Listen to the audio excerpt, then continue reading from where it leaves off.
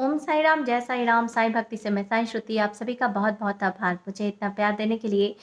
आज मैं आप लोगों के समक्ष लाई हूँ कि शिरडी साईं बाबा कैसे अपनी गुरु भक्ति की कठिन परीक्षा लेते थे और हर भक्तों की परीक्षा वो किस तरीके से लेते थे। यदि आप बाबा के भक्त हैं और भक्ति या आध्यात्मिकता में अभिरुचि रखते हैं तो ये चैनल आपके लिए है। कृपया सब्सक्राइब कर लें। और साथ ही साथ आपको ये बताना चाहूँगी कि यदि आप मेडिटेशन करना चाहते हैं या ध्यान करना चाहते हैं तो हमारे चैनल में free of cost meditation daily नियमित रूप से किया जाता है। तो आप चैनल सब्सक्राइब करें। डिस्क्रिप्शन लिंक पे हमारा नंबर है, आप हमसे जुड़ भी सकते हैं। और बहुत जल्द गूगल मीट या जूम पे भी यहाँ पे क्लासेस मेडिटेशन की तुरंत ही स्टार्ट होने वाली है।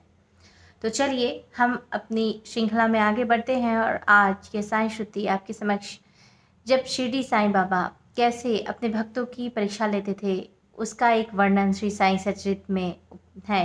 तो उस प्रसंग को आपके समक्ष प्रस्तुत कर रही हूँ। तो यहाँ जो मैं आपको बतला रही हूँ कि जो मस्जिद में बकरा की जो बलि है वो दी जाती थी, देने के लिए एक बकरे को लाया गया। वो अत्यंत दुर्बल था और बूढ़ा था और मरने ही वाला था। तो बाबा जो हैं माले गांव के एक फ़कीर थे जिनको कि मोहम्मद उर्फ बड़े बाबा कहा जाता है। उनकी बाबा ना शिरडी साईं बाबा जो है बहुत इज्जत किया करते थे। यहाँ तक कि इतनी इज्जत किया करते थे कि जब भी साईं गुरुजी भोजन करते थे तो उन्हें अपने दाहिनी ओर बैठाते थे और जो भी उनको भिक्षा मिलती थी या जो भी उनको दान मिलते थे तो उसका जो है 50 रुपये जो है वो उन्हें भेंट किया करते थे। तो बाबा ने बड़े बाबा को कहा कि ये इस बकरे की बलि चढ़ाइए। तो उन्होंने स्पष्ट रूप से मना कर दिया कि नहीं, मैं बकरी की बलि नहीं चढ़ाऊँगा। अब बाबा ने श्यामा से कहा कि श्यामा इस बकरे की बलि चढ़ाना है। तो श्यामा जो है राधा कृष्ण माई के पास गए और उनके पास से चाकू लेकर आए। चाकू लेकर आते हैं और राधा कृष्ण माई को जब इस बात का पता चलता है कि बकरे की बलि के लिए ये चाकू ले जाया जा रहा है तो वो तुरंत जाती है, श्यामा से अपना चाकू वापस ले आती हैं। तत्पश्चात श्यामा जो हैं वो दूसरे चाकू के इंतज़ाम के लिए जाते हैं और बहुत देर तक जब आते नहीं हैं तो बाबा जो हैं वो काका साहेब दीक्षित जो कि उनके परम भक्त थे और ब्राह्मण थे, उनको कहते हैं कि इस बकरे की जो है तुम्हें बलि देनी है। तो काका साहेब दीक्षित तैयार हो जाते हैं और तुरंत अपनी धोती का फेटा कस लेते हैं कि अब जो है मैं इस बकरे की बलि दूंगा। बहुत अत्यंत आश्चर्य की बात है ना कि कहाँ बड़े बाबा पीर मोहम्मद जो कि स्वयं मुस्लिम थे उन्होंने मना कर दिया कि नहीं, मैं बकरी की बलि नहीं दूंगा। और जबकि काका साहेब दीक्षित जो कि ब्राह्मण कुल और वंश के थे, वे जो है वे इस बकरी की बलि देने को बिल्कुल तत्पर और तैयार, जैसे ही बाबा ने कहा।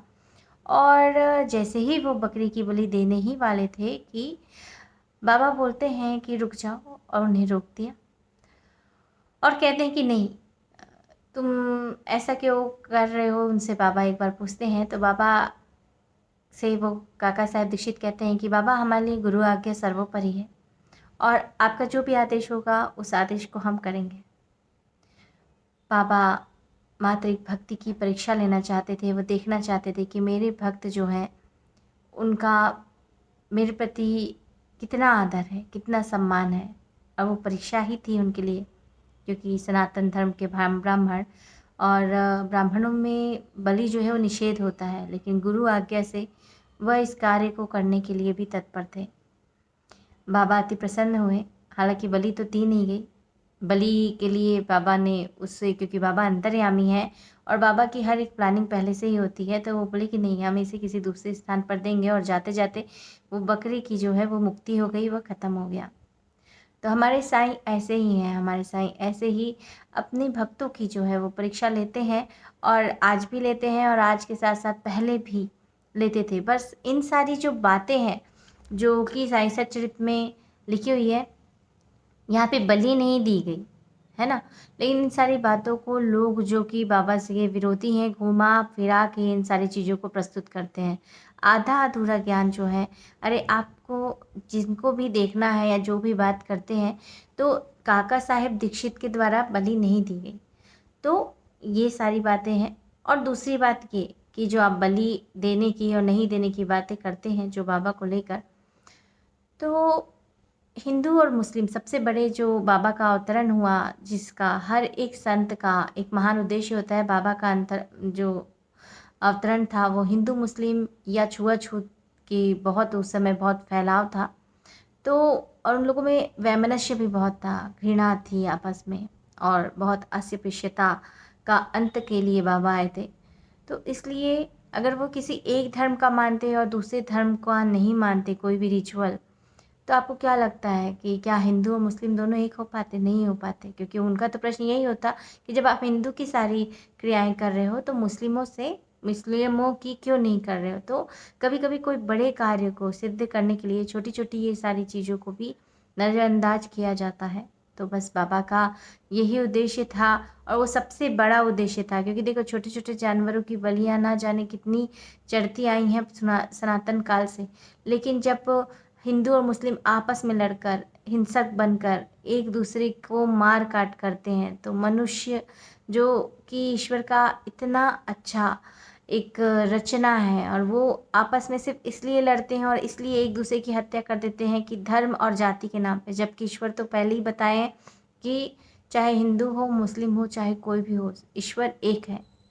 तो बस ये सारी चीज़ें हैं, और ये बाबा का जो ये कथा है, ये गुरु भक्ति की कठिन परीक्षा, आपको बताने का उद्देश्य यही था कि बाबा जो है कभी कभी अपने भक्तों को परखते हैं। और इसीलिए कभी ऐसा होता है ना कि हम बोलते हैं बाबा हमारी प्रार्थना सुन नहीं रहे हो, या हमको कुछ लॉस हो जाता है, बाबा आप देख नहीं रहे हो, आप तो थे ना फिर भी साथ, फिर क्या ऐसा है? तो बाबा देखते हैं भाई मेरा बच्चा जो है, अगर ऐसा कुछ होता भी है तो भी मेरे ऊपर विश्वास रखता है ना। तो बस आप भी अपनी भक्ति और विश्वास को बनाए रखें, दृढ़ आस्था रखें, और बाबा के जो दो मूल मंत्र है श्रद्धा और सबूरी का अपने जीवन में पालन करें, और विश्वास के साथ सेवा कार्य करें, तो सब अच्छा होगा। और हमारे साईं ऐसे ही हैं। और जो जो साईं विरोधी हैं उनसे ये कहना चाहूँगी कि भाई किसी भी चीज़ को आप पढ़ते हैं बोलते हैं तो बहुत अच्छे से पढ़ लें, बोल लें, उसके बाद फिर आप उस कथा को प्रस्तुत करें। अब ये जो है ये सिर्फ भक्ति की परीक्षा के लिए बाबा ऐसा करना चाह रहे थे, तो इसको जो है घुमा फिरा के बहुत बड़ी बड़ी बातें करके लोगों के सामने प्रस्तुत करना उचित नहीं है। तो वैसे भी जिसके जीवन में जो होता है वो सब साईं की मर्जी होती है। तो पुनः मैं कहूँगी कि चैनल सब्सक्राइब करें, लाइक करें, शेयर करें, और हाँ, मेडिटेशन क्लासेस ज़रूर ज्वाइन करें। डिस्क्रिप्शन लिंक पे हमारा नंबर है, आप हमसे कनेक्ट हो सकते हैं। यदि बाबा से प्रार्थना करानी है तो फिर भी आप हमसे प्रार्थना करवा सकते हैं। ओम साई राम, जय साई राम, जय श्री कृष्ण, राधे।